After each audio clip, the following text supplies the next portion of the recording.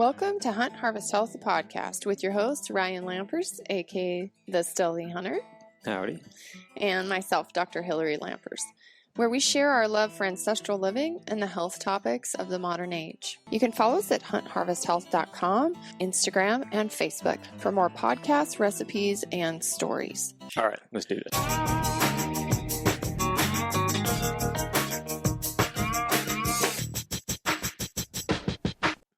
In today's podcast, I talk with owner, creator, business extraordinaire, Heather Kelly from Heather's Choice Foods. Today, we are going to touch on the topic of business. Today is all about nurturing your business, improving yourself, building for the future. And Heather recently has invited me and Ryan to be in what's called the Founders Series. Heather owns a very successful company, but she also has a passion for business. And I think what she's discovered lately is that she has a passion for helping other entrepreneurs become successful at their business. And what she's helping people to do is to try to break into the business, especially online business, by bringing in some of the top speakers, some of the top business owners in the hunting industry who've made it work and who want to help you make it work. So they're bringing in all their advice, all their trials, all their errors, all their successes, and all their failures. And it's going to be a very exciting series.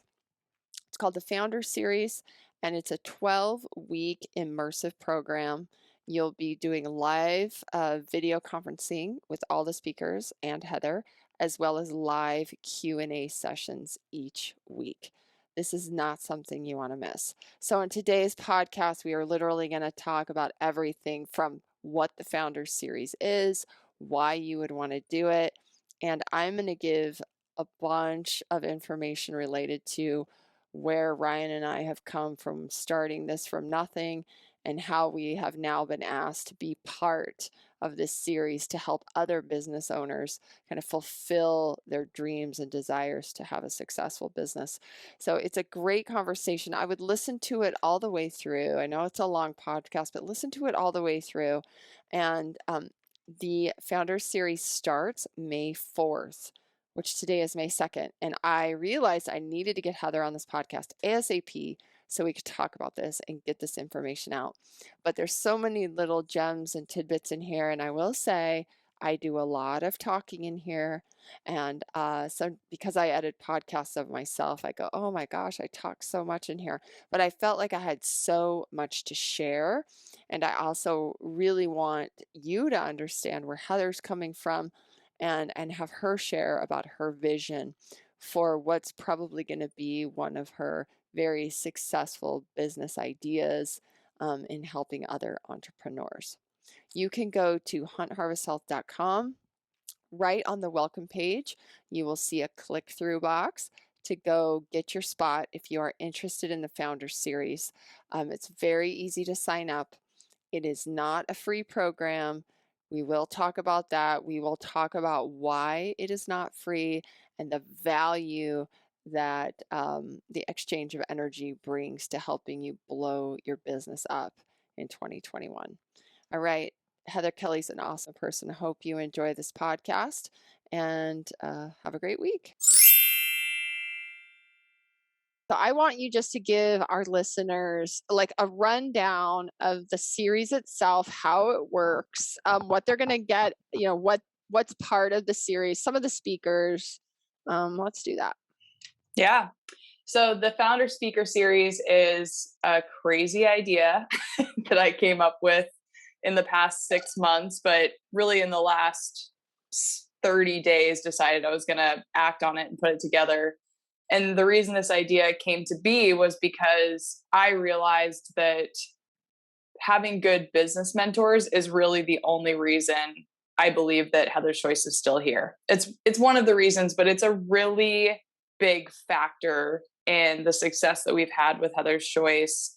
And I lean on my business mentors all the time. It's like that quick dial, if you look at the favorites on my phone, like there's some of my investors and mentors that are on there that I can just call and say like, hey, I don't know how to handle this and I need to move through this really quickly. So in thinking about that, I thought about some of the really high caliber people that I know from the hunting industry specifically who have really put Heather's Choice on the map. Like 90% of people, if you ask them, how'd you hear about Heather's Choice? They're going to say the Gritty Bowman podcast, like easily. Isn't that funny? Was that the podcast we did at Mark's house? I think that was the second one, but still any of those podcasts, like they happened at the BHA rendezvous, like going to that event, rubbing elbows with those people, being in their energy, having those conversations, right? And so I was like, man, it'd be really cool to bring together these people and do a speaker series where you get to hear their entrepreneurial story, dive into a topic that they're really well versed on, but then also have a live Q&A where somebody can come and be like, wait, how do you build an email list? Like, what do you mean? Like, what platform do I use? And like, how often do I have to email my people? Because there's a lot of nuances to even something like email marketing. Yeah. And so I picked up the phone and I actually called Gritty first. And I'm like, hey man, I've got this crazy idea. I want to, see what you think and let's see if this would work. 90 minutes later, I get off the phone with him and he's like, that's a short call.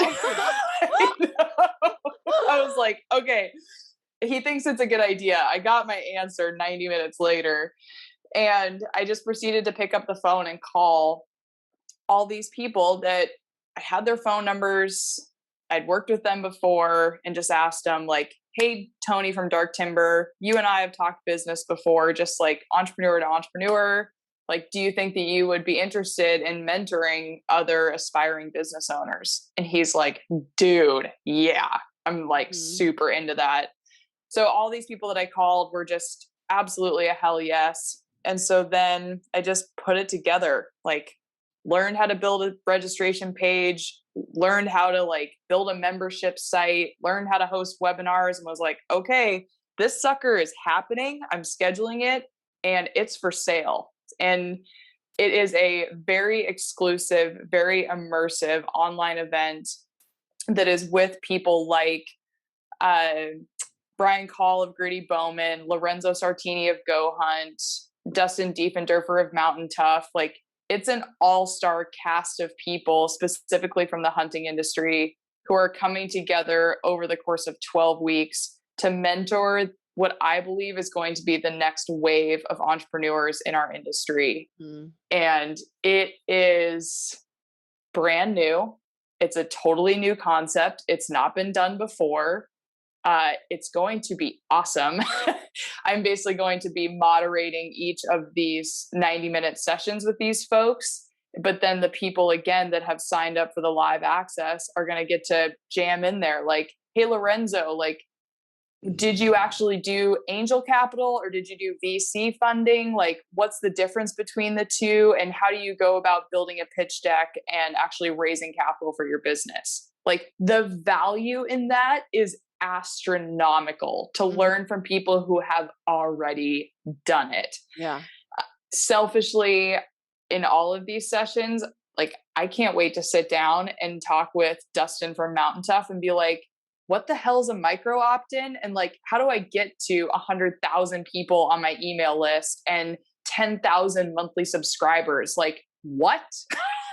You start doing the math on that and you're like, oh, if I could have 10,000 monthly subscribers at $10 a month and all of a sudden I'm making, $100K a month, like, I don't think that people again realize like what size of businesses these people are running and how much money they're generating and don't realize that that's a possibility for them. Yeah. And I am personally on a mission to like kick my business into high gear, to build some serious wealth and to freaking go for it.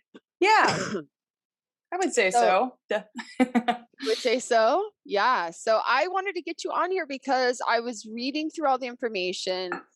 I made a little video yesterday on my drive home about it. And I was like, it'd be really cool if we got you on the podcast before this thing launches. And I had just put a podcast out and we could maybe get some more interest. That'll be great. I really appreciate it. I don't know if you guys had this experience with the Western Hunting Summit, but it always feels like when something's brand new, people are kind of like, Oh yeah. like, what is it? And it, knowing that I'm going to do this a couple times a year, it's like, great. Like, it's awesome to have 8 people. And the next time I'll have testimonials and I'll have, Yeah. it won't be brand new for people.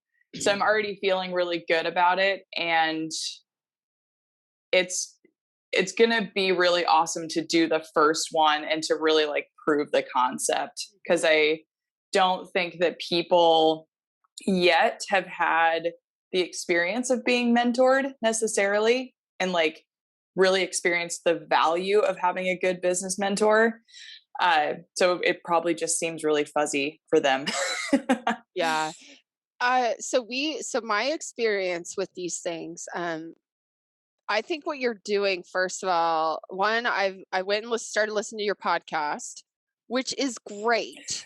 Awesome. It's so good. I love it. Maybe it's because I know you. So it's always fun when you know somebody to like listen to their stuff. But the topics you have on there, the guests you have on there, and kind of like the direction that you're moving with that podcast, I really like it, because people need business advice. Like, people need that stuff.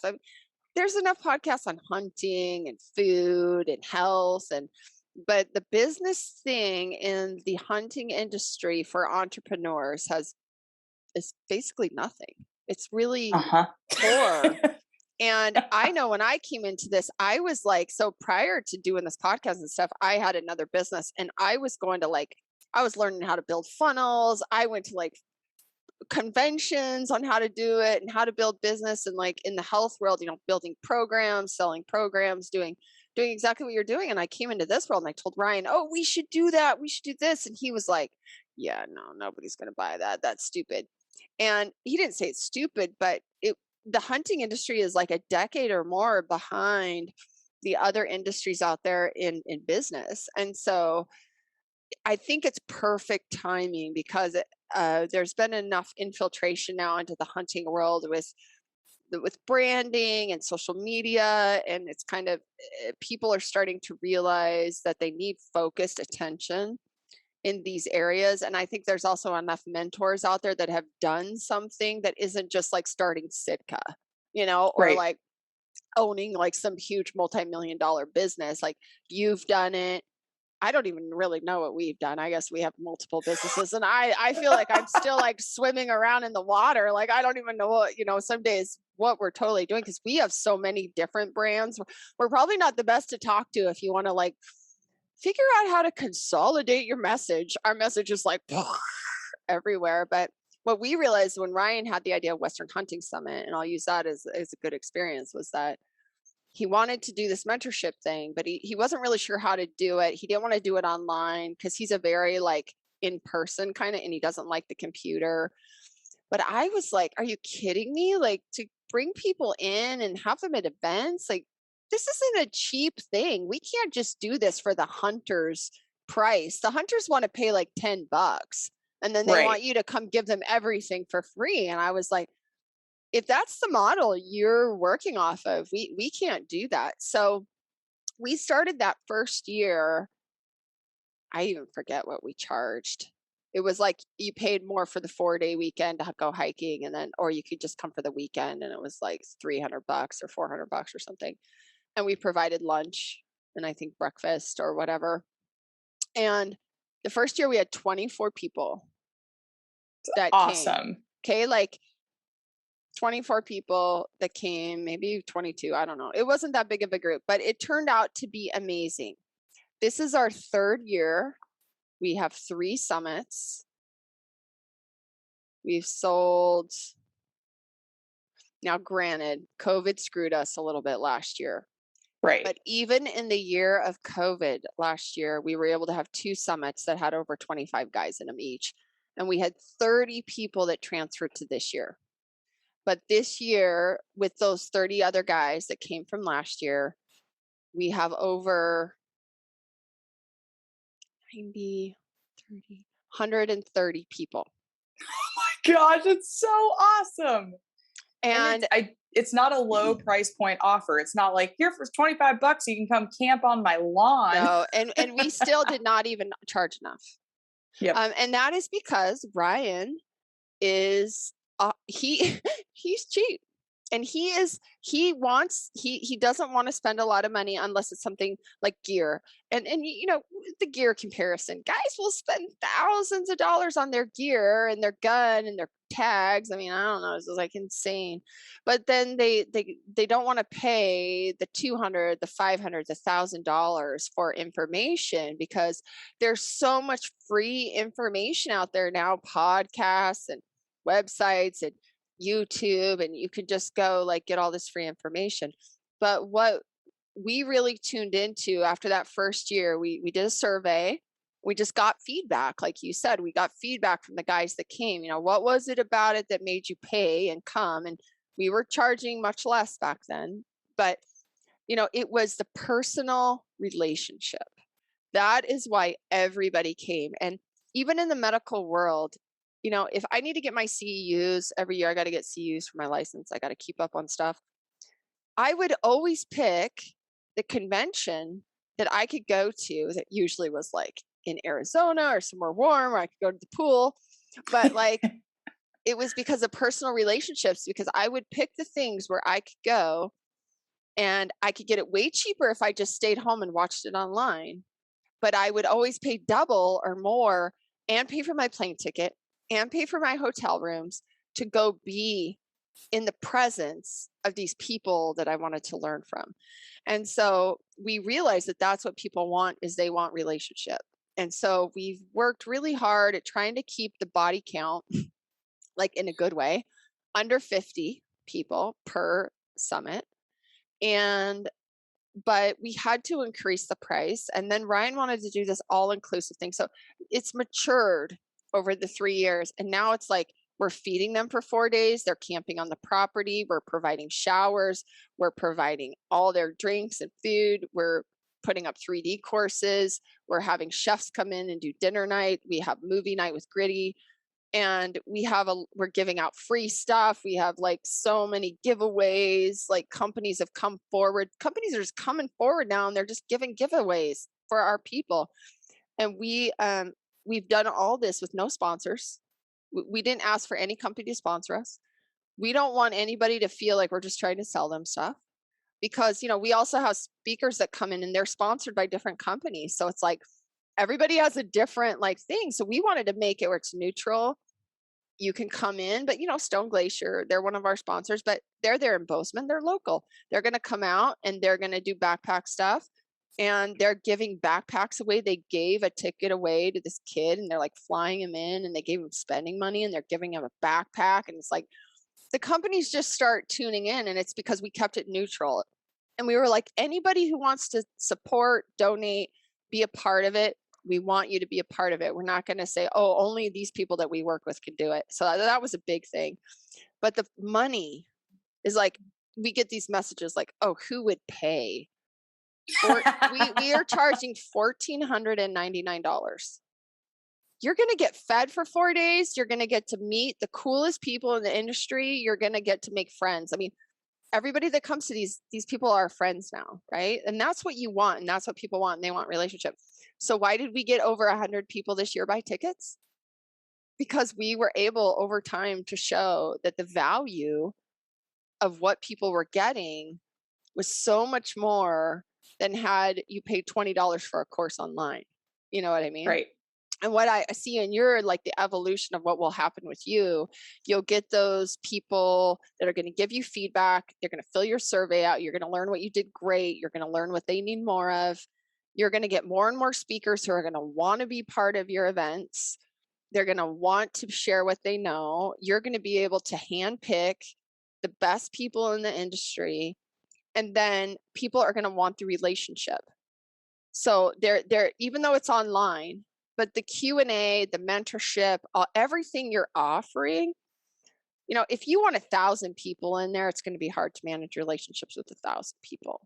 But if you have a cap of 100 people, or, as you grow, obviously you can put as many people in you want. You could sell it after the fact to 2,000 people if you want it, but they're not going to get that Q&A, that live, that small group of people.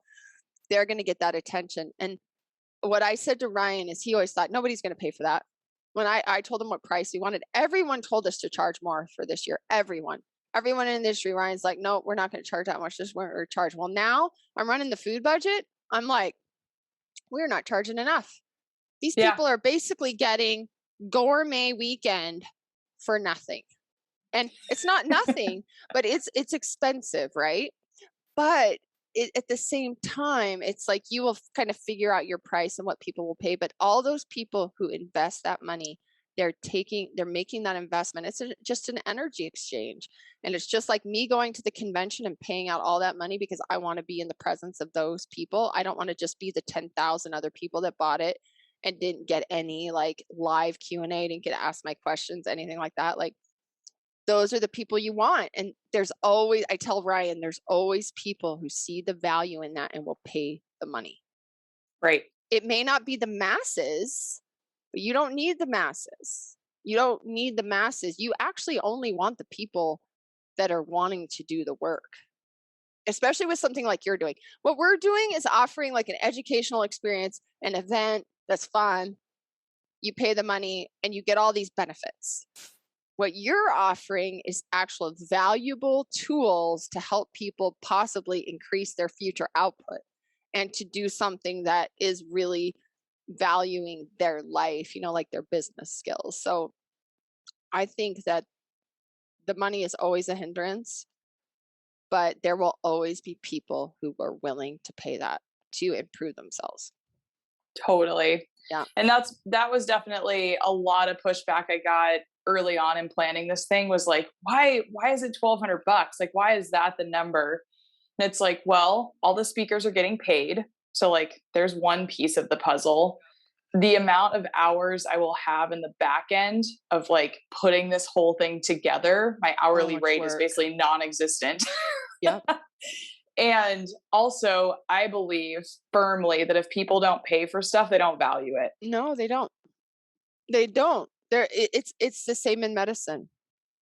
If you go buy a $49 program online about how to fix your hormones or something, it's probably less than 10% of those people that actually bought it will actually even read it. Right. And of those 10% that actually read it, maybe 2% of those people will actually implement and make the changes, have enough wherewithal on their own to read this thing, do the program without any support and anything, and actually do it. So it's like you could just make money that way. You could just charge $49 or $47.99 and you could have you get 5,000 people buy it. You would make a ton of money.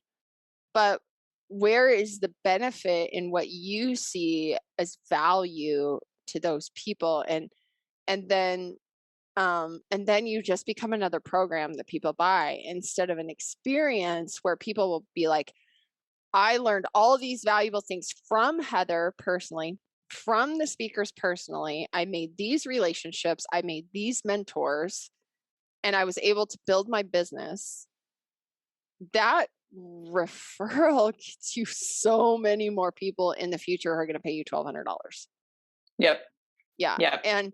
And like I said, there's ways to diversify your income where you make $1,200 off the people that want to be in that live thing. And then you could take what you have and you could sell a lower version of it and you could make some residual income. Most people are doing that. Most marketers are doing that. They're doing little small pay projects that are components of their big programs, and they're selling those to people that just want, some information.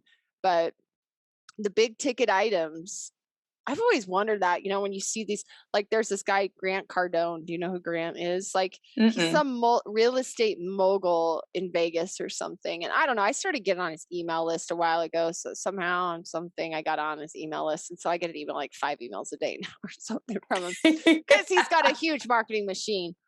But he actually does these events that you could go to in Vegas or wherever. And he has like Magic Johnson talking and like Michael Jordan, like big winners in life, basically.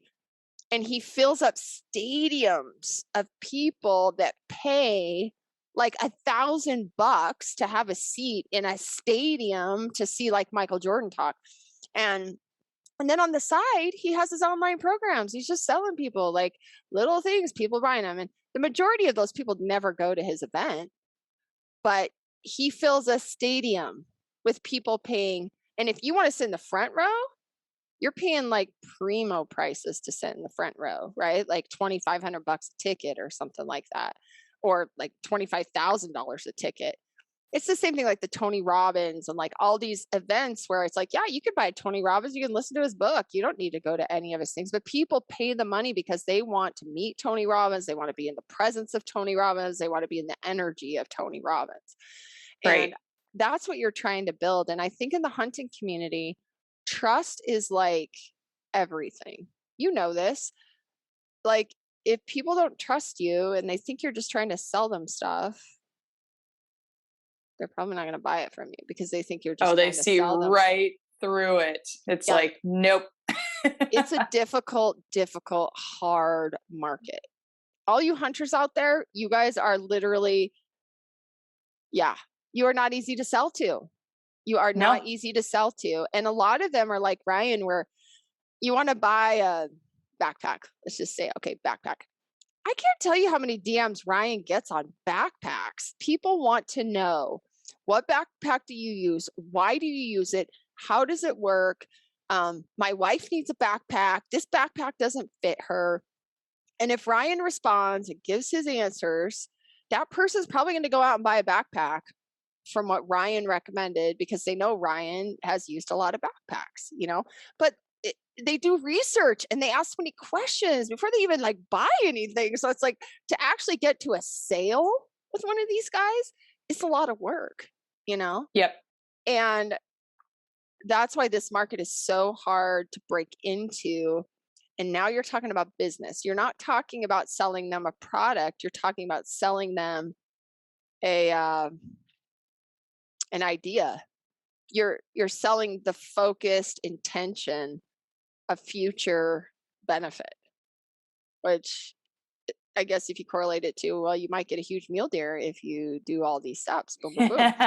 Guys will pay that, right? And Corey Jacobson was really kind of the first guy in this industry to do that, selling elk 101s, and he did really well doing elk 101 and selling people that titrated thing down. So I think that's what you're doing, but you're bringing it into the business aspect. And I mean, you are so determined. You're young, you're vivacious, you're determined.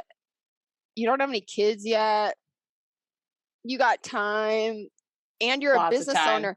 You are a successful business owner. So you're not also one of the, again, hunters look through these things. Like if you're just like, hey, I'm some business expert and I haven't been through all the like shit of owning a business.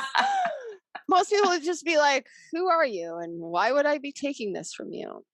And then the other thing is you are bringing value by bringing people in smarter than you. That's always the sign of a good business person.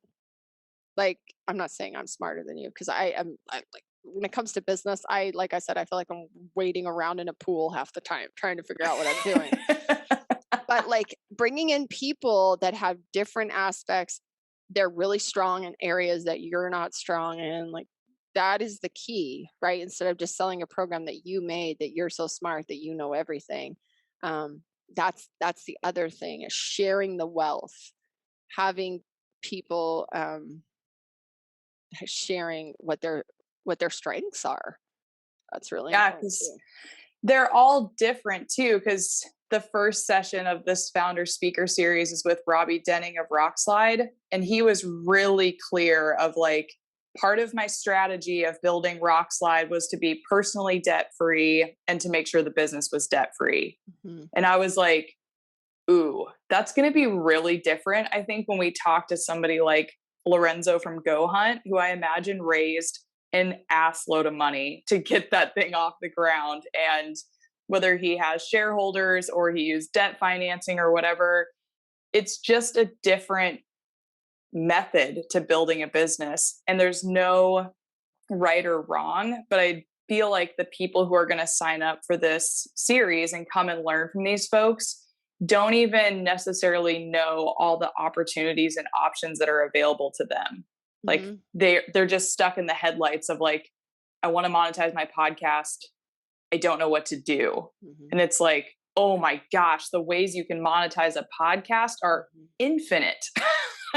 Yeah, So, and it's so much. There's actually sometimes so much stuff that it becomes paralyzing. I mean, I have a podcast, and all the time I'm thinking about, oh, yeah, I should be doing a promo for that. Oh, yeah, I should be getting that person on. Oh, yeah, I should be doing this. And um, I think if it's just your focus, like that's all you had to work on, that was like your job, it'd be so good. But there's a system, there's like a systematic thing you need to be doing to be monetizing your podcast. And like I don't even do that. I don't even take of it, advantage of what I have by monetizing my podcast. And so I'm excited to listen to your speakers as well because, boy, I have a ton to learn about business and doing all these little things that I'm always thinking about, but I don't really know how to do it well. You know what I mean? Like I can create products all day long. Like that's what I like to do, but boy, I got to sell those products. I got to market those products. I've got to like, you can have a basement full of products and not be selling them. And you are seriously, talk about debt free. You are not debt free.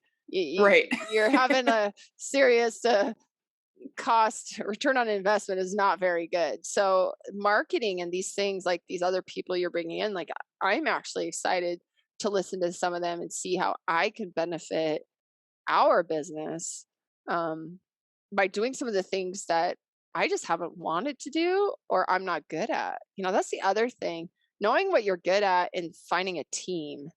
That's what Ryan and I have been pretty bad at is like we don't have a huge team, one because it's expensive and we don't have like, you know, we have this broad diverse branding and these many different things. And so actually what we're doing right now is trying to secure capital to bring it all together so that it's all in one place for people.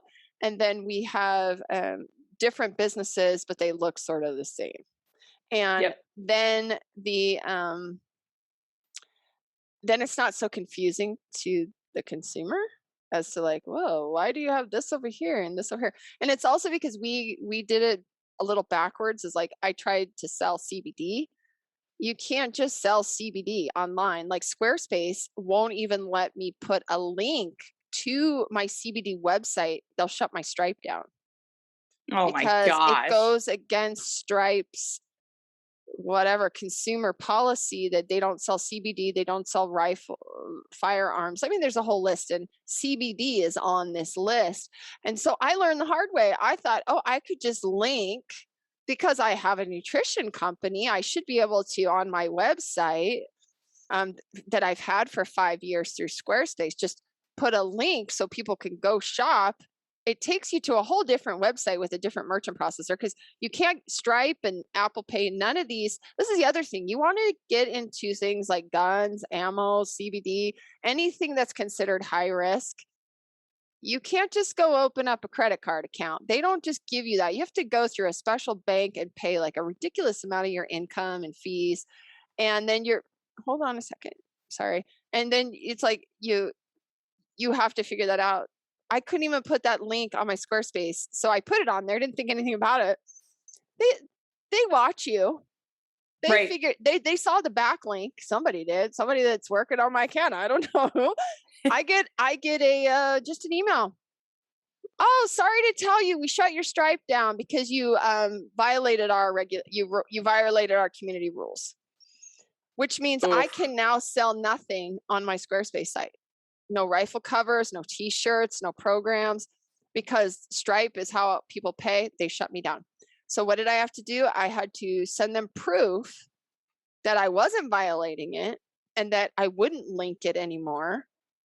And they turned my Stripe back on. But you know how long that took? That took 2 weeks. Ugh. So imagine getting your Stripe or your merchant processor shut down for 2 weeks because they just decide, eh. So actually, I went to my CBD bank and I said, I hate Stripe. and I want you guys to pay for, do everything for me. So that I'm in the process of that, so that Stripe can't just decide what I did wrong and shut me down based on their community guidelines. So that's the frustrating. These are also things in business people don't think about, like when you're going to sell stuff, you go, oh, just go start a Squarespace site and just e-commerce and just make your site and just sell whichever you want. Yeah, it doesn't work like that. But we're trying to consolidate our brand and bring that together so it's not so confusing for the consumer. And, I've got so much to learn, like so much to learn. And that's why I'm excited about the Founder Series. Yeah, me too. Because I'm excited to talk to you guys about just kind of your whole strategy and the product suite that you have, because I have spent countless days just even defending my decision to have a broad product suite within the brand of Heather's Choice. So having meals and breakfast and pack rooms and wanting to add more. And the number of people who have just been like, no, you do one thing and you do it really well. And it's like, yeah, but wait, like there's so many people out there that have diverse product suites and have like physical products, and they have digital products, and they have in-person events, and they've built like just a incredible myriad of products and ways that people can work with them. I'm like, why am I catching so much flack about this? And like, even those conversations of just being really intentional about what you offer, why you offer it, what are your margins on it, how does it contribute to the bigger picture in the brand? I just feel like those conversations are going to be really helpful for me. And then also anybody who's part of the series, just to kind of take a step back and look at the whole big picture and say, does this all fit together? Like, does everything contribute to the bigger pie that is me and my life? Or are there pieces of this that are actually just eating up my time and my money, and I need to like get rid of them? There's so much of that. I can't tell you how many, literally hundreds of hours I've probably spent on things that have brought me zero income, like zero, actually negative income. I've spent money to do things for the podcast or for the website or programs. They're not very like, I don't make anything off of it. And in the beginning, I think this is really important, and I'm sure a lot of your people are going to talk about this. I listened to your podcast that you put out with Robbie. In the beginning, you do give a lot of things away free. You do a lot because you want to gain trust, and you need people to have eyes on you. And you're really passionate about what you do. And so you give a lot of content away free. And that's what helps to build trust. Because in this community, like I said before, trust is the key. Like if they trust you and they see that you actually practice what you preach, okay, well then let's do it. Then they'll spend their money, they'll lay their money down. Like, there's actually in the hunting industry, a lot of people have money. This is not like Right. these are just broke people. If you've ever been to a trade show or you've been to the Western, expo, you see how much money people pay just for wildlife conservation. Holy crap. They're not even getting Right. anything out of that. They're putting their name in a pot. And one name is getting drawn out, and that's it.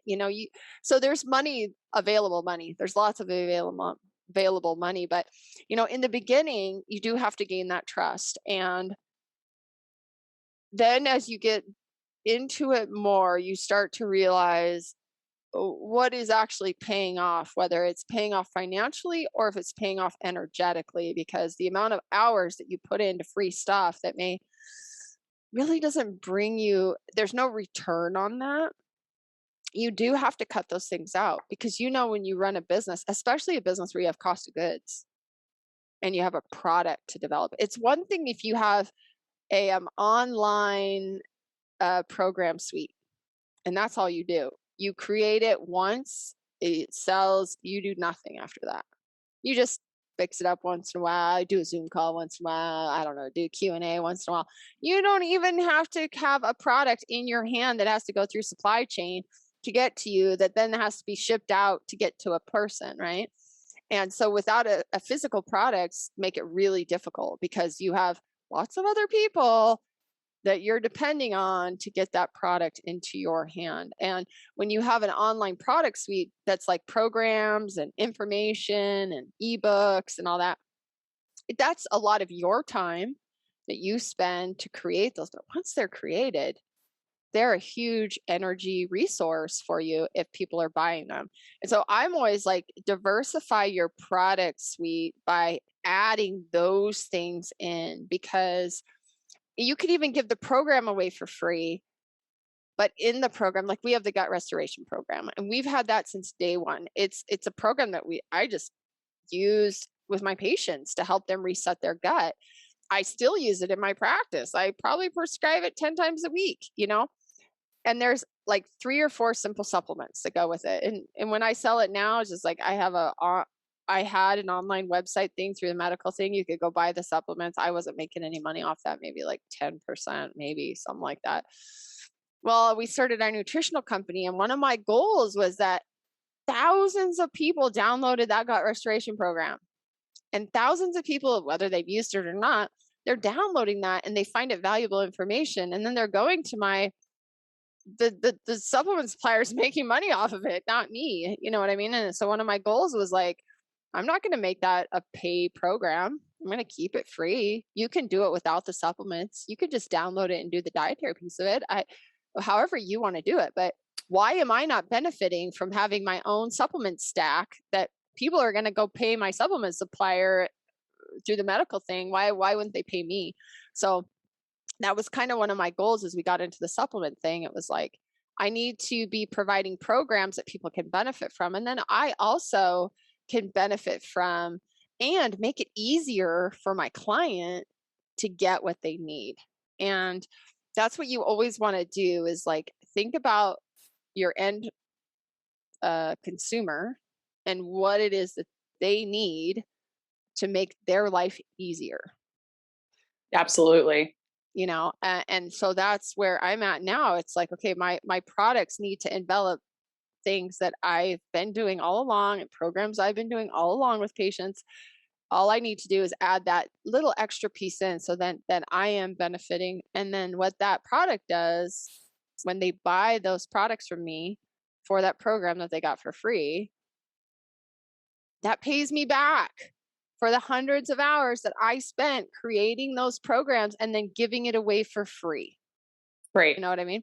Or I charge for the program, $19.99 for the program, and I don't provide products or anything for it. Go find your own products. I don't know. Like, that's the easiest. Here, $19.99. Here's a program. Go get everything else yourself. I'm not going to have cost of goods, and I'm not going to provide it. But I think that however you want to do that and how much work you want to put into it, I definitely having, like, you are in such a great position to have programs, because and things that support your products that people can either purchase or get for free that incorporate your products or whatever. And you're learning that with this program, with the Founder Series, is seeing how this also, this type of online program will fit into your product suite and how it will benefit. There's so many people out there that eat food that are business entrepreneurs and they want to start a business. And so, you can add this in, but also like having a cookbook and having an ebook and having programs. And so diversifying is actually really important when you have a brand, because like we learned in COVID, your products, you may not be able to get them in your hand for 3 months. The supplier says, oh, sorry, we're back ordered on that product until, Forever. June. Yeah. Or we're discontinuing this. You're just like, excuse me. So if you have the other things that are just kind of residual income, that, that can be helpful. But marketing is the biggest piece. So I think the people that you are going to have on that are talking about marketing, those are the people that I need to learn the most from, because I have imposter syndrome pretty bad. So I have a million creative ideas a day and I don't implement nearly half of them just because I have somewhat imposter syndrome. So I think, well, why would people want to buy from me? Why would people want to listen to me? Oh, people aren't going to, that kind of thing. And that's, I think, what we all suffer from. So marketing your product, marketing yourself, like that's the key. Well, I don't know if you run into this at all, but I definitely, even putting together this founder series, was like, why am I, like, little Heather in Alaska, gonna round up these like 12 big burly dudes plus Hillary to do, I know, like what like, happened there? I'm used to that now. Throw the still, doc it was in there. like, You'll look very official. well, I knew when I called Ryan, I was like, okay, actually, I called Brian Grady first, and he's like, Ryan will do it, but he's got to have Hillary with him because otherwise it'll be a very short conversation.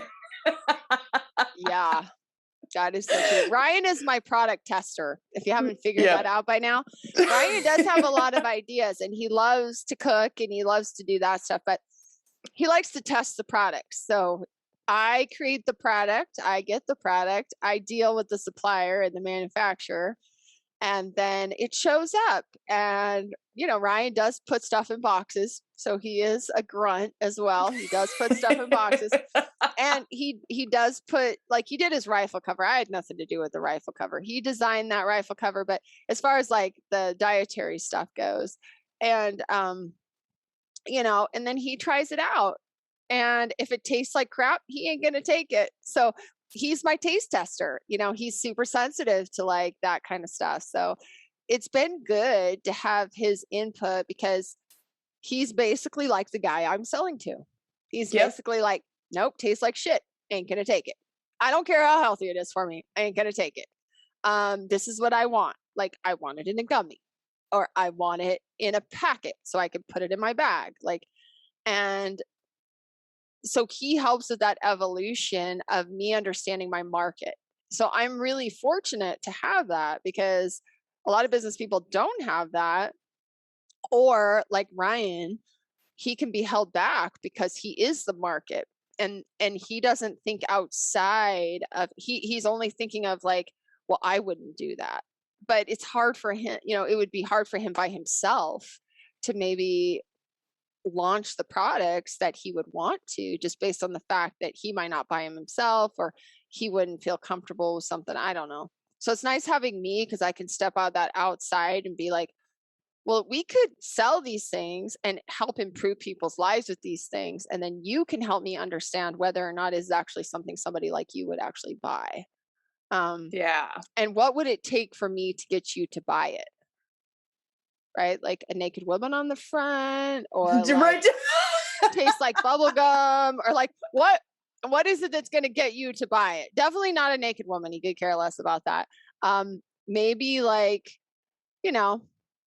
definitely doesn't taste like bubblegum, has a good flavor, isn't disgusting, doesn't taste like you're eating a tree. Like these are all feedback things that I get. And so yeah, I think that, as far as the mastermind of all of that, but my problem is I'm ADHD. So if you haven't already learned that about me already, I have like I call it the Santa Claus list. Just the list comes out of all the things that I want to do right now. However, I only have 50 things I have to do every minute. So, I have to do a podcast. I got to feed my kids breakfast. I got to take shipments to the post office. This was my morning. I got up at 5:30. I don't know. Worked out. Stuffed boxes full of products because we had a back ordered product that's been on back order for 2 or 3 weeks, and I got it last night. So I'm putting back ordered boxes. My post office in the little rinky-dink town I live in is only open for an hour on Saturday morning. Oh my God. And I have 2 podcasts with you, and I had a bear before you. So I'm like, haven't fed my kids yet, work out, packing boxes, come upstairs. I'm just like, make your own breakfast. And I'm like taking stuff to the post office to get back here to do 2 podcasts with you. And I have a guy coming to clean my carpets in my house tomorrow. So when I get off with you, I have to get everything off the floors in my entire house where there's carpet. And then on top of it, I have to fix the website. I have to add new products to the website. I have to add inventory to the website. Like this is literally before noon. What? So my problem is if I could be the creative person, I would just sit here all day and just have thoughts, and somebody would be making those thoughts like into. So Ryan is actually, he's the opposite. So he doesn't have a million thoughts a minute, let me tell you. He has one thought at a time and he only does one thing at a time, right? So I drive him crazy. He'll just tell me to leave. He's like, I don't even know what you're talking about right now. But 5 minutes ago, we were talking about this. Now you're talking about this. I'm trying to do this. Like, get out of my face. Like, you have too much going on. So, see, for me, a perfect team would be somebody that can take all my ideas and my creativeness. And that's what's good about Ryan is he'll say, nope, that's not going to work. No. No. No. Yeah, that's a good one. I like that one. That one might. So, we do that together and that's good. But for me, building a team is like getting people who understand how I'm feeling and we can like regurgitate these things and come up with really good ideas. And that can be, I think, the drawback of today's business owner is that you do a lot of your stuff in like a vacuum because you're by yourself and, or you have like you and, Brad, right? It's like you and Brad, and you're throwing ideas around, but you guys are like in a relationship, and you don't want to agree with Brad on everything because he's like your partner. If he was just like your business partner, you'd be like, yeah, that's a great idea. But he's your partner, and you're just like, shut up, I hate that idea. Like there's a lot of like conflict that goes on there. Because I know in the past with business partners, real easy to throw ideas around and like agree on stuff. For some reason, Ryan and I don't know. Is it just because we're married? It's like we almost cannot agree with each other. We have to fight about it. And it's so stupid, right? But we live in this vacuum now where we think we need to be independent. We have an online business. We do everything ourselves. And then you hire everything out. I hire some things out to companies. I don't even see those people. I have a meeting with them once a week on the phone maybe or whatever. And they're not like in my space, and we're not, it's not like the old days when you had a business. So that can be where people, I think, fail. Right. Because you're sitting here by yourself trying to be creative and you're ADHD like me and you can't stay focused. And because you also have a personal life and you have all the personal things you need to do in your life besides just run your business 24 hours a day, people just get worn out and then they just lose interest. They're just like, can't do this anymore. Well, it's like you said earlier too, that if you don't have that community and you're not feeding off of other people's energy, as you mentioned already, like you just burn out and you're like, nobody's buying my stuff. This isn't working and nobody likes my stuff. And I don't even know like who I'm talking to anymore because you just feel like you're spitting into the wind and you're not getting the level of engagement that you want through social media versus building a community of either your ideal customers or a community of fellow entrepreneurs who are also trying to navigate all of this. Without that, it's really easy to talk yourself out of it and to be like, nope, it's not worth it. It's not working. I'm not getting enough downloads. I'm not making enough residual income. Let's just throw in the towel on this versus having somebody who's like, man, I remember it took me 5 years before I started actually making a living wage off my podcast, but here's how I did it. And then you're like, ooh, yay, like there's the carrot, like that's where we're headed. And you get that momentum again, but it's hard to do it on your own. So kind of what I've noticed this trend, I think COVID has changed things again. There's been a resurgence of the email list and of the blog again, which I think prior to COVID, it was all very social media and like people were not reading blogs anymore and they were not doing email lists as much. I mean, obviously people that are really successful have huge email lists and they baby those email lists. And I would say post COVID, I know myself because the way social media has changed and there has been a lot of censorship, a lot of people feel like they can't really trust social media the same way. And so, people that I want to follow that I'm afraid might get canceled or turned off or who knows? I just go join their email list, and then I get emails from them. And what's interesting is, 5 or 10 years ago, the email list was king. You needed to build your email list, and that really hasn't changed. And that was one of our struggles when we first started our businesses. Ryan didn't understand that. Ryan worked an actual job that he went to every day. Like, he worked a labor job, and I was learning about online sales, and the email list was king. And when we first started this, Ryan was just like, did not get he hated the email. If he got more than one email a week from a company, he would like unsubscribe from you because you're just trying to sell him too much stuff, But I really wish, one thing that I wish we would have done in the very beginning was just really try to build our email list, because it's not as big as it should be for how much reach we have. And that's because you got to be consistent with an email list. And just like you got to be consistent with social media, you have to be consistent with your email list. And so I really wish that if looking hindsight, that I would have done that. I would have listened to my mentors who were telling me, and the people that I saw that were being very successful in the online space. You have to build your email list. And nobody wants to hear that, because what you're going to come up against, and the reason you only have 8 people is, I think, because one, money. Okay. But it's also because people realize when they lay $1,200 down, they are committing. Like, Right. if I pay $1,200 for something, unless it's like, I don't know, our water softener broke, it's going to be like $2,400. I kind of need a water softener, but oh my God, I got to pay $2,400. But if I was going to lay $2,400 down on a course, I know the commitment that I would need to bring to the table to spend $2,400. And today, so many people just don't know what that commitment is yet, or they realize they've been told, you need to start an email list, you need to be consistent on social media, you need to, and they may not even barely know how to use a computer. Right. So if my husband did not have me, nobody would even know who Ryan Lampers is, first of all, because he would have never started at social media. He would have never worked on a website. He would never started an event business ever. He would have never done it, because to him, it was all too overwhelming. Having an email list was like, what? I got to email people and talk to them? Ugh. He's actually very introverted, folks. He has more friends than I do now and talks to more people on a daily basis than I do now. But that's after 5 years of some pretty big self-growth and self-work. And plus, he hangs out with Gritty all the time. So he kind of has no choice. If he's, Gritty, it just talks your head off 24/7. So, but it's one of those things where, like, I would say definitely people are kind of afraid of like how they have to commit if they're going to lay that kind of money down. It may be even that they have the money. They're just like, whew, I got to be on that call every week.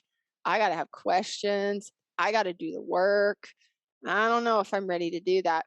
And I understand that because I am ADHD and I have so many things going on.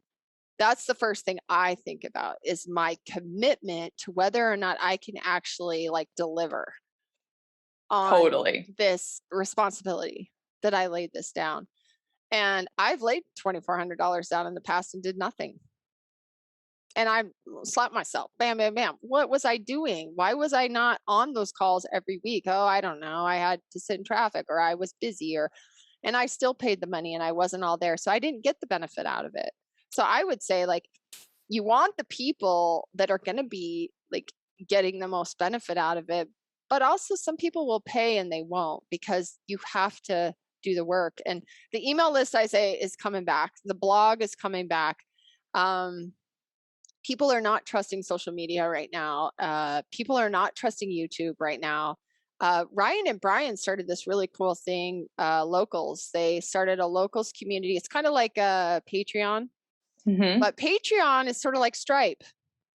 They could shut you down if they don't like what you're talking about. So Locals was started by Dave Rubin, and he's a conservative podcast host guy. And but it's great because the people that join that, it's like a membership thing every month. It's the guys that want to talk to them. It's the people that want to talk about the things they want to talk about. So it's actually like creating a nice little community. It's not just like Instagram where like everybody can follow you and whatever. And so that's been a really good thing as well. But I'm starting to see that trend. I think COVID really changed that. So the people that had the huge email list before COVID, they're scoring right now. Like they're scoring as long as they're keeping up with their email list. I think that they're doing really well. And that's where you sell your trust, and that's where you get people to like you, and that's where you sell your programs, and that's where you sell your products. And I'm sure you see that too. Sending out your emails sells you product. Oh right? yeah. Oh yeah. And I also think that it's important to give yourself the grace of like, we've had times in the history of Heather's Choice where our email list was banging and I was like sending emails all the time and it was totally churning. And then there was like a few years where like we hardly sent emails, like one a quarter. Then it was like, ooh, not great, but whatever came up, like just it no longer became the priority. And so now even this year, 2021, sitting down with my email list and like actually taking the time to build out the automations, actually carving out time in my calendar every week to send a newsletter, and just getting myself back on the horse, not deciding like, well, I screwed it up and now it's not even worth trying anymore. And I feel like that's also where people just get in their heads about their health journey or about building their business, is they just decide, I'm a lost cause. This isn't going to work. There's no hope for me. And they just huck everything in the trash can and like try to go find something else, rather than really exercising some tenacity and some persistence and some grace and some self-compassion and saying like, I haven't done great with this up to this point, but like, I'm willing to try again. Mm-hmm. And that's really where I feel like I'm at with Heather's Choice in a lot of ways, is like, just, I am in this thing I am playing to win. And I don't care how long it takes me. And so then building out this new speaker series as like a fun, creative side project, I'm playing to win. And I don't care how long it takes me. I don't like Tony Robbins, when he did his first Unleashed event, not a single person signed up. He actually bought pizza and beer for all of his buddies and like hosted it in his living room. Now, however many years later, to your point earlier, people pay thousands of dollars. Thousands of people pay thousands of dollars to be at each one of these events. And had Tony Robbins said like, nobody signed up for the first one, and well, this must not be a good idea. I shouldn't do this. Like, how many people would he have not served in the long run because of self-doubt, impatience, and lack of conviction to keep going? Oh, so many people, things don't happen. And I am 100% guilty of this. So many things don't happen because you're afraid, and you're afraid of rejection. And if it doesn't work out, you just don't do it again. Now, there are some things you probably need to let go. They're just not going to happen. And Totally. That's why it's good to have a team or just somebody, even a mentor you can run your ideas past. Because why, again, put all that energy into something that's really not going to go anywhere anyways, and you don't feel really passionate about it anyways. You're just doing it to make money. That's the other thing. Like, if I would not be doing any of this if I was just trying to make money. Honestly, I have another job.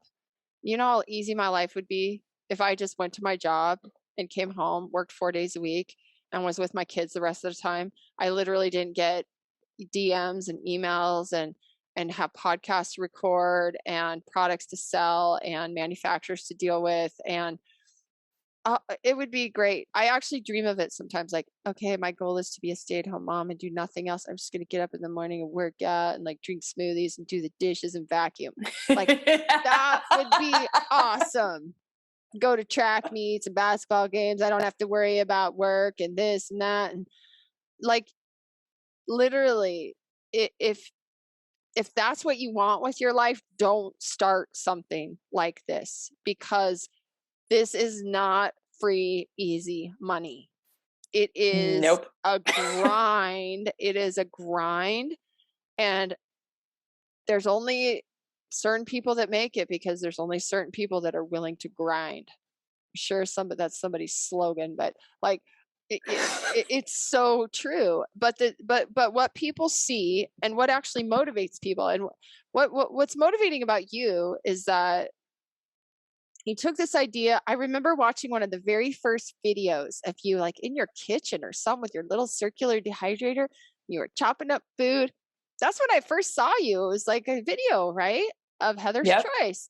And you were so cute and young and doing your little thing in the kitchen, and you made your foods. And you're still cute and young. In my book, you'll always be young. So I'm like, you've taken from that thought that you had of creating that, and you are here where you are today, helping people not just eat healthier, but build their businesses. Because what actually your passion, it sounds like to me, is business. And dehydrated foods was the avenue in which you could challenge yourself to see if you could actually do something that, one, helps people, improves people's lives, which if you're in a business that destroys people's lives, you really need Good to be luck to you. checking yourself, because karma's a bitch. And right? And eventually. Yeah. And we know a lot of those people. Hey, politicians, sign me up to just destroy people's lives. Media, scare the crap out of everybody all day long. That's what I'm going to do, is just make people fearful of their lives. There's lots of ways you could go do that.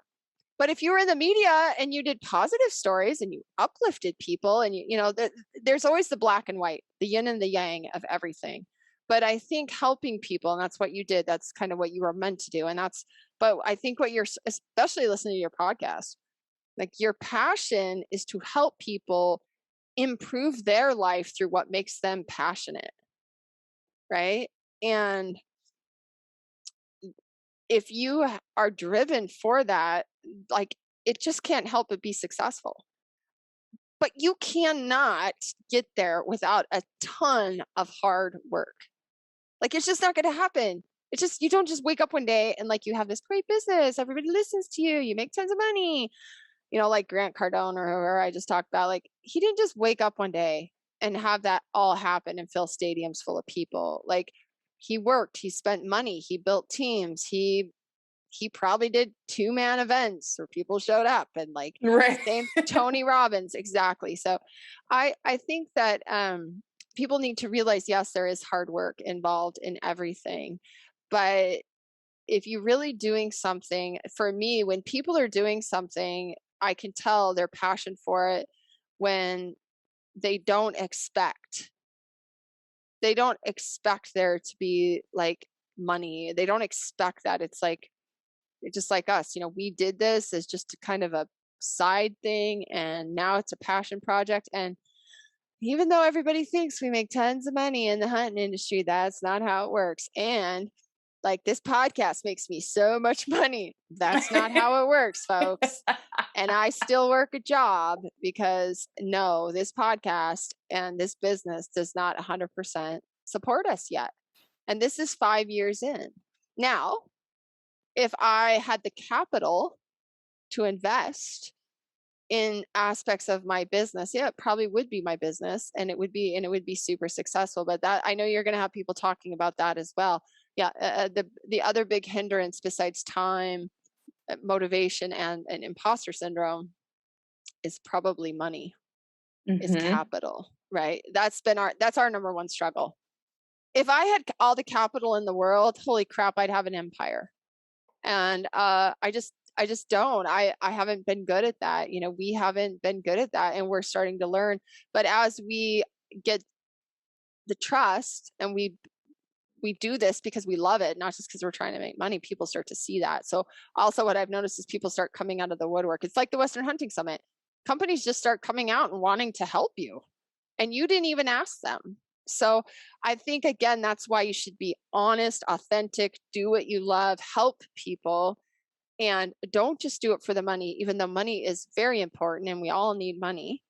I think too, what you'll start to attract is you will start to attract that. And Lorenzo will probably talk to that some. I mean, I don't know him, but we do some work with Go Hunt and stuff too. And they're a huge business and they're super successful. But he might talk to that thing of like attraction, law of attraction or whatever you want to call it. You kind of visualize what it is you want. That law of attraction can be really powerful.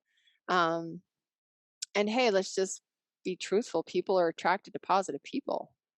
Right. So that's what's great about you. Like, you are like so positive and bubbly. Like every time I see you, like I listened to the podcast yesterday where like you couldn't get bags and then your bag supplier was wanting a $20,000 check and they wouldn't give you, and you're like laughing and you're like, oh God, I just want to kill them kind of feeling, and I know exactly what you're talking about. So I'm like, oh my gosh. And you're just so positive. You're so bubbly about it. And I was like, I know that feeling. But what's the phrase? This too shall pass. And, if people love you and they love your food, they're going to wait. They'll wait. And then you can find another supplier, right? Tell those guys to go, see you later. I'm going to go find somebody else. In the meantime, while you're holding all my stuff, I'll just go find somebody else who will, won't do this to me. But yeah, so many pieces in business, so many pieces. But if you don't get started and you don't start somewhere and you don't jump, like I said in my post yesterday, 5 years ago, we met Abe and Ryan was on his podcast. He was the first guest. And Abe was at that time also very much into this like personal work. Yep. So Ryan and I were very scattered back then. And it was more like 4 years ago. Yeah, maybe 4 years ago. And we met Abe, and Abe was a great guy. We loved him. He's just really sincere and very emotional for, most guys that I had been around anyways. And he had us do this project, and he said he was kind of trying to help focus us as to where we were going, because, we were both working other jobs and had kids, and we were doing this podcast. And he's like, there's huge potential here, and you guys are kind of squandering it, and we were like, well, what do we do? I don't know. We're stuck in this little house with, we have a great garden, but that was about all we really liked about it. And he sat us down. He said, you could just write down where you see yourself in 5 years. If you had a perfect world, where would you be? What would you have? How would you feel? What would your relationships be like?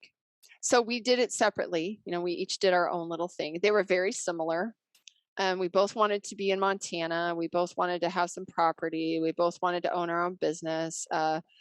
Ryan wanted to be out of his job. He had a very stressful job. I wanted to be out of Washington because I hated the weather and I wanted to be closer to my family. And it's almost every single thing that we wrote has come true. And awesome. when we wrote it, Ryan, he was like, this is stupid. What are we doing this for? Because he's very logical. He's very logical. Everything's logic and there's not a lot of emotion involved. But, Abe was like, hey, just write it down. Just what, and it's amazing now where we are just even 4 years later, from a vision that we had. And we are nowhere near where we would want to be business wise, but we were able to leave. Ryan was able to quit his job.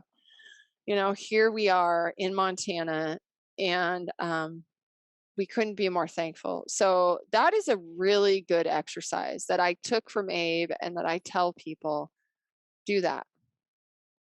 Yeah, I'm write that down. Yeah, write down your purpose. Write down where you see yourself. I can't remember if it was 5 years or 10 years. I think it was 5 years. I'm pretty sure it was 5 years.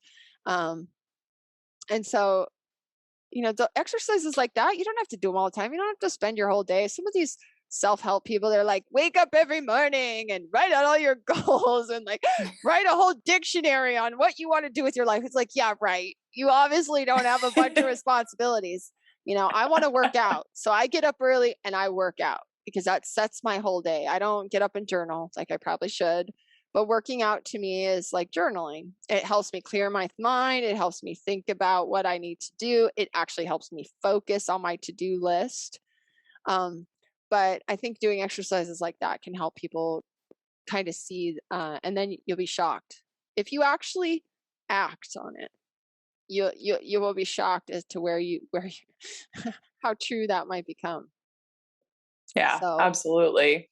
So like we started this conversation, like getting in proximity of those people who are doing it is a surefire way to bring that shit to fruition way faster. yeah. So that's what it is. And again, it's all brand new. It's been a metric shit ton of work. I'm really, really excited about it. And we start May 4th and it will run through July 19th. And it's a once a week 90-minute session. The people who have signed up are going to have their worlds rocked. Like they're either people who have started podcasts and have small followings but want to learn how to monetize, or they're people with product-based businesses that are trying to figure out how the heck they're going to market their products. Or there's one gentleman who's just like, I hate my job. Mm-hmm. I want something There's a new. lot of those people out there. Right? Yep. Yep. So this guy's just showing up like a blank slate. Like, I want to start my own business and I have no idea where to start. Those are the best because they really want to learn. They're like, I got to change my life. I got to do this, and sometimes it's a health reason, it's a financial reason. Like they're super passionate.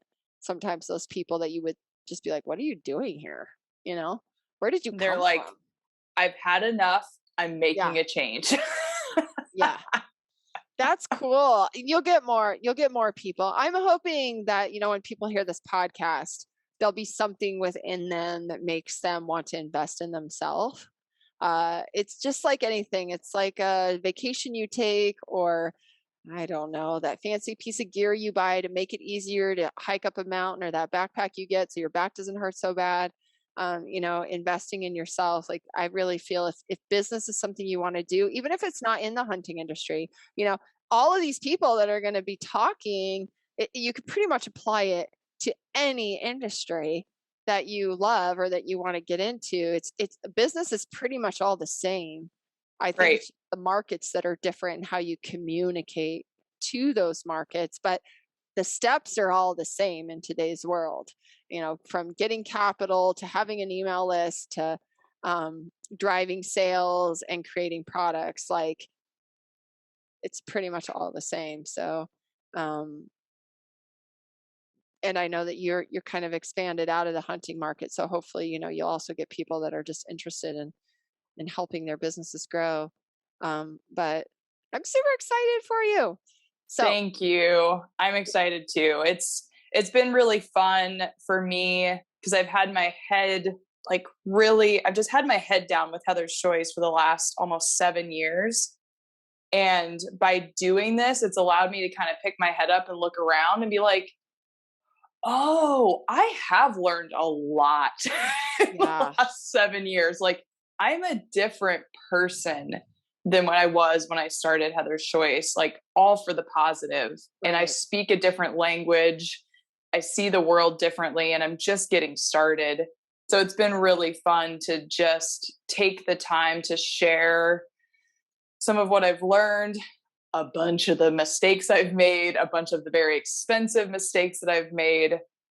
And it's just been a really awesome creative project for me outside of Heather's Choice that ultimately still contributes to Heather's Choice because we're still networking with these highly influential people who put us on the map. Like, as I'm sending Lorenzo an email, it's like, hey man, like, really looking forward to having you for the founder series. Your event is on this date. PS, like, we're packing up a pallet of product of Heather's Choice packaroons and meals to send to Go Hunt for you to sell on your website. Like, thanks for your patience. We've been back ordered because of the stupid bags that we couldn't get. But like, it's all relationship building, Yeah. right? Like, it's just this continual effort to stay relevant, to continue to have people like, know, and trust you because you have integrity and you care. Like, being a good person will make you a good business person. Mm-hmm. So like, continuing to see ways that you can help just promote and support the people in your industry, like, it's just a win-win-win all the way around. So everything that I'm working on right now feels really fun, really creative, feels really good, and just feels like, okay, if I continue to do good things, to do good work, like it will all work out for me in the end. Yeah. Well, you already got people to sign up. I You know. got more than Tony Robbins had in his first event. I mean, that's what I keep telling it's myself. a score. And so here's the other thing too, that I do like your, here's the other thing. When you do these things, you host these things, there is a lot of question that I have these questions, and I'm sure you did too, is like, okay, should I pay people that are part of it? How do I create incentive for speakers? Because, all these speakers, they're busy people, like, or if they were to go speak at something, they would demand a certain price for things and, that kind of thing. And we have the same thing because we host an event, and we have Remy Warren and Randy Newberg and Robbie Denning and Dustin, Mount Tough comes and does a workout, and I mean, they rock it. And so my big thing in the beginning was, a lot of times there's this expectation that people just do stuff for free. Like, oh, I'm such good friends with these people, they'll just do it for free. And honestly, in this market, that's probably true. We would do it for free. I wouldn't expect you to pay me for this, but I like that you come out of the gates and you say, this is what I am willing to give you to help with this. And our summits kind of work the same way. Some speakers come because they have companies and they are able to promote their product, and it gives them a sales tool. So everybody is a little bit different, right? But then there's some people come and they don't have any products to sell. They have nothing to sell. They're just experts in their field. And I don't want to be that person that's just like, oh, I just expect everything for free. So Right. realize that there is, again, money is an exchange of energy. And you also have to realize, when you do things like this, you do need to budget. You do need to think about, what is this going to cost me, and how do I get those people that I really want, that in the outside world would be really highly demanded and would pull a big dollar to come speak. And yeah, I'm friends with them and I could probably get them to do it for free, but how do I create incentive for them? So it could be, I help them promote their business. I give them free marketing, which is way more than money. Marketing is huge. Like, being a part of these things brings marketing to all of us. But I think that that's also a good business strategy, is when you're young and you don't have any money, your business is young, you use I can help you. Like, I'm going to help promote you. I'm going to do what I can to support your business. I don't have any money. Yeah, totally. I've been there. Like, we've been there. Like, we don't have any money to pay for this. But and the other aspect, if you do have the resources, or if you see it, I can always tell when people see it as a long-term investment. I don't see you doing one of these and quitting and that's it. So I don't see you thinking, I'm going to make $1 million off this one thing and I'm done with it. Like, you're looking at this as the beginning of something that could be something that you're going to do for a long time. And so you see the return on investment down the road. And I think it's really important to make sure that you're looking into the future a little bit and you're seeing, like, is this something that I want to continue on with? Because in the beginning, you're really not going to make any money. Like that first Western Hunting Summit, like we lost money actually when we had to buy food and t-shirts and pay for media equipment, pay speakers. We didn't make any money, but we learned. And this year, it sounds like we're making a lot of money. We're going to be lucky to make any money because we probably didn't charge enough, and because we're going to make it an epic event. And to us, we see this as something that's going to last. And so when people pay that money and they see how epic it is, that attracts them. We have like 15 people coming back from last year. Awesome. 20 people, more than that, 20 people coming back from last year. So that's what we want. We want a community and a family, and we want people coming back, and we want friends. And so we see it in the long term. The investment we put in now, the people we pay now, the marketing that we help do for companies that want to come in and support us, it will pay off down the road. You know what I mean? But you have to remember that in the beginning, it's like there's a lot of like, what am I doing? Can I really afford this? You know? And if you can't offer money, just make sure that you're offering something, whether that be marketing, whether that be I'll send out to my email list. Let's talk about Mountain Tough, or talk about Hunt Harvest Health on the email list, and I can drive people your way. Like whatever it is that you can offer. I think that's really important for people to remember, is that everybody needs to have a bit of a win out of something like this. But I'm pretty sure probably everybody that you have in here would have done it for absolutely nothing, and because you're such an awesome person. So that's the first rule: be an awesome person, and then you may not have to ever pay for anything. But I don't know what world that is that people live in, but yeah. And I just tell people, look at money. Money is stressful your whole life. There's people that make so much money. Like I have patients that live in the Yellowstone Club. Like I think it's $2 million buy-in just to get into the Yellowstone Club. Like these are people with more money than I could ever fathom, probably more than whole GDPs of entire countries have, you know, like, but they have the same problems we do. They have the same health problems we do. So money is really, it does free up your life if you have a lot of money. You don't have to worry about the same things that like maybe you and I worry about with money, right? But money will always be an issue. And so at some point you have to realize, like, if you're afraid to quit your job because you're afraid to lose the money, because there's always going to be something. Like money is an energy. It just moves, it comes, it goes. Like, you know, I thought I was going to make a lot of money one quarter, and then I got a tax bill from the IRS, and I was like, I made no money. Right? Like, it's like, don't get too comfortable with that. Money is just, it is energy. It's going to come into your life. It's going to come out of your life. And it's how you interpret that exchange that is actually the most important. And so getting rich sounds great, but I can tell you too, the people that are rich, there's a lot of management that comes along with being rich. And so just, you know, the whole money thing is a hard topic for people to talk about, I think, even in business, like the exchange of money. How much do I charge? How many times have we talked about that in this podcast? Did I charge too much? Did I not charge enough? Am I offending people by charging this amount of money? It's like, money's just an exchange. So anyways, I don't know. I like to give mom lectures. That's my thing.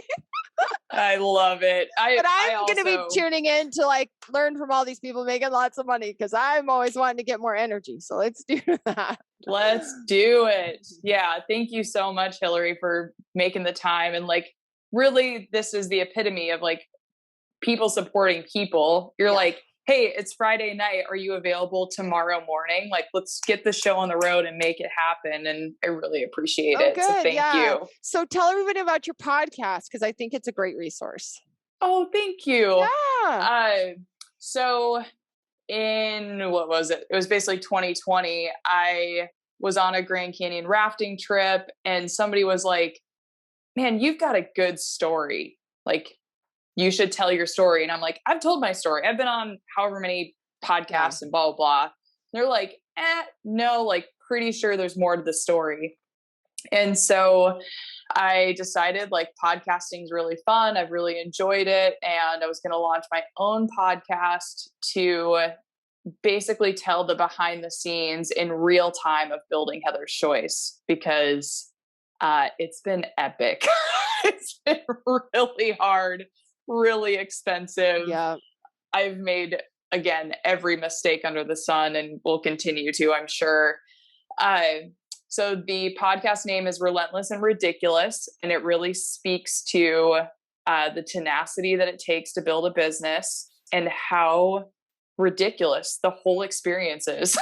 Like the decisions you make, the investments you make, the people you hire, the products you sell, the shit you run into with staying up late at night to receive boxes of CBD that you're just going to have to get up in the morning and like pack and drive to the post office. Like the whole thing Yep. is maddening, and Yep. you have to be a little bit crazy to do it.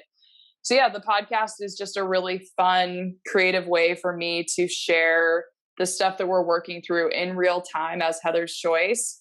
And then also to get to interview people who have either built businesses and gotten filthy rich, or built businesses and lost everything, or built great businesses and decided, I hate my life, this sucks, and just shut it down. Like it's just everything. And it's really, really fun for me to get to hear from these people and realize like business is a choose your own adventure kind of thing. There is no right or wrong way. There is no guarantee of success. There is no like blueprint. And your experience of it ultimately is going to cause you to grow as a person at a rapid rate. Right. You're going to have so much shit thrown at you that you're going to have to figure out how to deal and how to grow and how to adapt. And I think that experience of building a business is just a gift. It's a really awesome opportunity to challenge yourself on every freaking level. So yeah, that's the podcast. Mean, I am all about, the older I get, so I'm close to 50 now. It's like the older you get, the more you realize how fast life is going by. And if you're just living your life miserable, if you're just making choices that suck for you, and granted, you can go down the wormhole of like people that are privileged and people that aren't, people that, have better options than others. But I honestly believe, and I've seen people that came from nothing, like literally nothing, like, abandoned, drug addicted parents. I mean, we've had some of these people on the podcast. It's like, and they made an active decision not to go that road, and they went this road. And the things they've done in their life, the people they've helped, the things they've created, whether it's business or just personal life, like what they've done. And I just feel like right now we live in a really weird but exciting time, because we have the ability to reach so many people, to change so many lives, and to grow ourselves. And dude, life is not getting any shorter. Like, I'm going to snap my fingers and my kids, I'm going to be like 80 years old. I mean, my grandma's 88. And she's just like, I don't know how this happened. Like, I just woke up when I was like 88. Like, that's how fast it happens. And if you spend that whole time working a job you hate, being in relationships you hate, not going after something that lived in the hamster wheel for your entire life because you're scared, or because society makes you scared, or because somebody's telling you can't do it, or you listen to those stupid voices, like it doesn't get any shorter. Like, I am almost 50. Feel like I have literally not achieved anything. Like, I feel like I'm still trying to achieve something. And I've been to medical school. Like, I'm a doctor. Like, I have these businesses. I have 2 amazing children. Like, I should be so satisfied. I feel blessed is what I feel, but I am not satisfied. So, and that's just how I am. That's just my personality. Like, I'm just always going to be going for that. But the older you get, the more real it gets. It starts staring you in the face. Like, get busy. Do something now. It doesn't get easier. There's never a better time. There's never a better year. There's never a better relationship. You'll never have more money. You'll never be smarter. Like, literally, like it just doesn't happen. You've got to like do something. Just start. Sign up for your class. Like this guy. I got to start somewhere. I don't know where to start. I got to start. Start somewhere. Like I said, or it's just like exercise or diet. Like, get your butt up out of bed and just go do jumping jacks for 15 minutes. Like, just start somewhere, and that's how I've always been. But the older I get, it gets more real. So I started working out in the mornings. I have this trainer on this iFit app. She's kicks my ass. I love her. She's awesome. Like if I could meet her in real life, like she's my dream trainer. Oh, so on one of our fun. workouts, she made a comment about it was her birthday. Now I can never tell how old people are anymore. Like, I don't know. You could be 20 for all I know. Some people are 50. They don't look 50, they don't look 60. She's like, it's my 28th birthday today or something. And I was like, what? I'm 48. I'm 20 years older than this girl. I'm keeping up with her. I was like so proud of myself. I went upstairs. I told Ryan, I was like, do you know my trainer? Well, she's the iFit trainer. She's not my trainer, but she's 28. And I just did 5 weeks with her of 4 workouts a week, high intensity training. I've changed my body. I've changed my mind. I'm getting out of bed in the morning. I feel amazing compared to what I felt like, I told you my story before. And Ryan's like, that's right. Just keep following that 28-year-old. Just keep following. Don't go for the old lady trainers. And I was like, but when I see she's 28 and I see how much more time she has than I have, that's where it sinks in. Like, I'm 48. Like, I don't have time to just waste and just do nothing with my life. Like, I have to get busy. And I've always been like that, but it just really set in like, oh my God, I'm getting old. I have to, So there's no perfect time. There's no perfect time.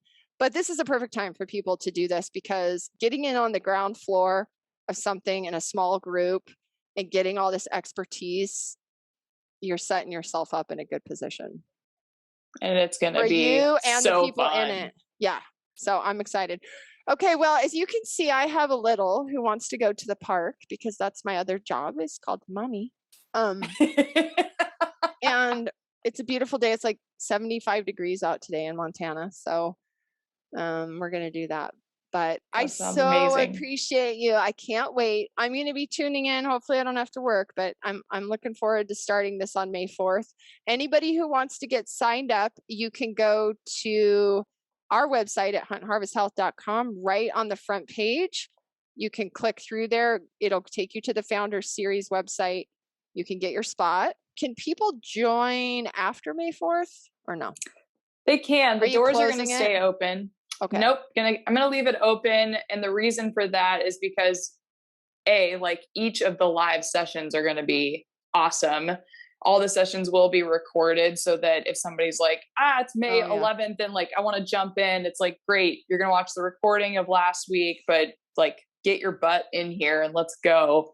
Okay. So yeah, that's going to be a really fun dynamic to have people dropping in and getting fired up about it as we go along. And I think we talk in July, so we're towards the end.